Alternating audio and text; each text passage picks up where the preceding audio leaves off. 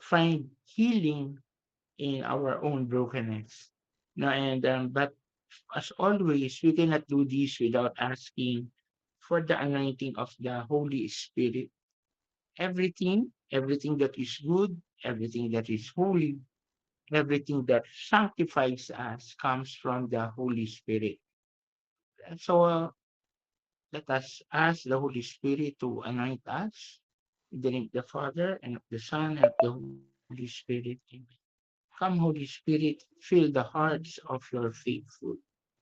Kami po ay nandito, asking for nothing but for your anointing. Lahat po ng pag-uusapan namin ay magkakaroon lang ng kahalagahan kung ito ay napapaloob sa iyong kalooban at sa iyong pag-ibig sa amin. I-anoint mo po kami na makikinig, magsasalita, upang Lord, lahat ng aming pag-uusapan ay mula lamang sa iyong karunungan at sa iyong kalooban. Balutin mo po kami ng banal na dugo ni Jesus upang iligtas kami sa anumang sagabal, sa anumang bagay na makakatawag ng aming pansin. Iligtas mo rin po kami sa lahat ng kapahamakan, kasama po ang aming mga mahal sa buhay.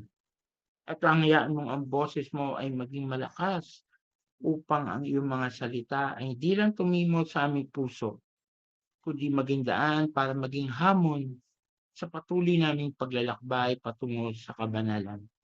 We offer everything, Lord, for your glory.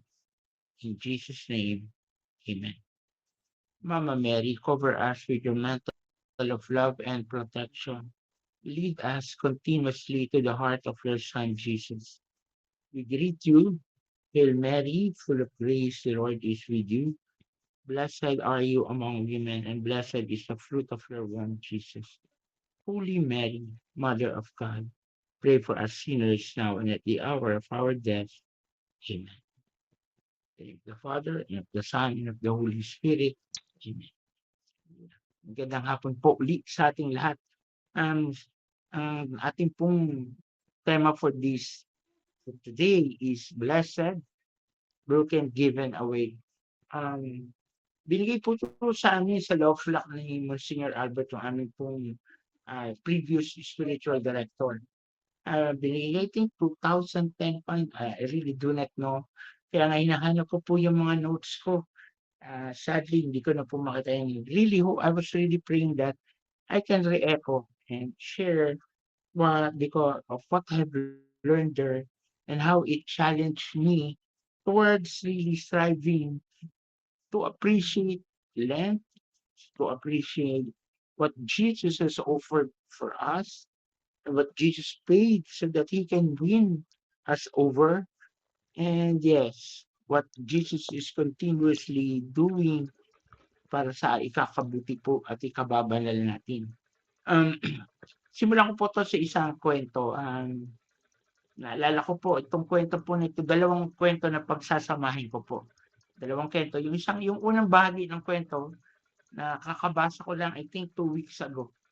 Yung pangalawang bahagi po ng kwento ay ikinukuwento po sa akin ni Brother Bert Soriano, yung namatay na rin po na coordinator ng healing ministry. I was really new at that time, being called dun sa ministry, and he was mentoring me, he was telling me this story because sabi niya, this is in preparation kasi matagal pa yung lakbayin mo bago pa lang ako. I was really, really new sa ministry. Sabi niya, malayo pa yung lakbayin mo. And para ma-equip ka, always remember this story. The story is about a farmer and the bamboo, yung halaman na bamboo, kawayan. No, yung first part ng story ay ito. There was a farmer who planted a bamboo. And sabi ng bamboo, bakit hindi ako umuusbong? 6 months na, pero hindi ako umuusbong. 1 year na, hindi pa rin ako umuusbong. 2 years na, hindi pa rin. 3 years na. It's as if nothing is happening. Gusto niya, magamit na siya, makita na niya yung makalabas na siya dun sa ilalim ng lupa.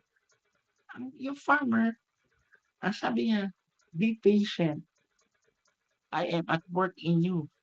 Even if you do not see na akala mo nothing is happening, I am at work in you. Dinidiligan, inaalagaan, pini-fertilize, and on the 5th year, nag-shoot up yung ano ng bamboo. Sabi niya, happy siya. Ang una niya tanong, ang tagal naman, bakit ngayon lang? Ang sabi ng farmer, kasi sinigurado ko malalim ang iyong ugat bago ka lumabas. Malalim ang iyong ugat bago ka lumabas. Tapos ang bilis-bilis, tumaas yung bamboo. Tumaas siya, and this is the second part of the story. Nung mataas na siya, salamat po. Yung second part ng story, pasensya na po, nandito po kasi ako sa opisina ng aming elder at meron, anyway, nag-shoot up siya. Doon niya na-appreciate bakit mahalaga ng malalim yung kanyang ugat. Kasi dumarating malakas na hangin at maraming puno, pag malakas yung bagyo, nabubunot. Kahit nga yung malaking puno ng mangga, nabubunot. Pero siya, sumasayaw-sayaw lang siya sa hangin. At doon niya bigla na-appreciate na, kaya pala matagal, kaya pala pinalalim yung aking ugat para hindi ako agad mabunot. At tuwan-tuwa siya kasi buti na lang alam ng farmer yung kanyang gagawin. Kung pinilit ko yung gusto ko, marahil isa na bunot. Second part of the sabi ng farmer, nung nakita ng farmer, thank you very much po. Salamat po.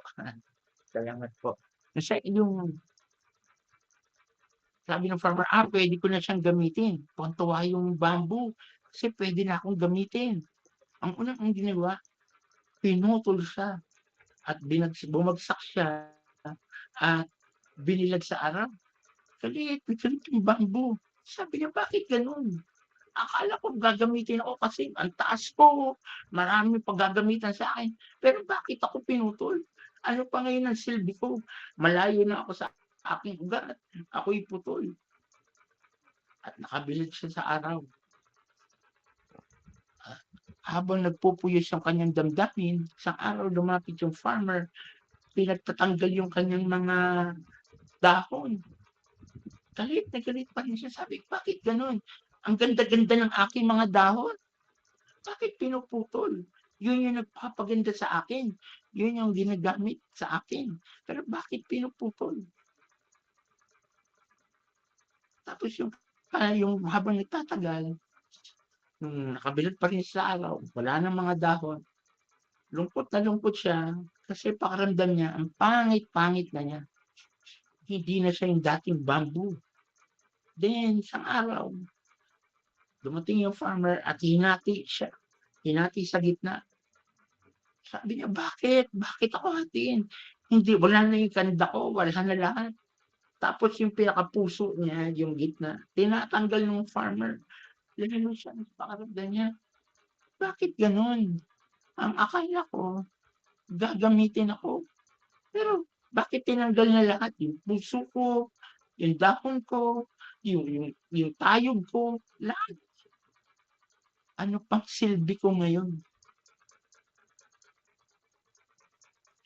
Sa isang araw, bumalik uli yung farmer, tinignan siya, at pinagdugtong-dugtong sila ng iba pang bamboo.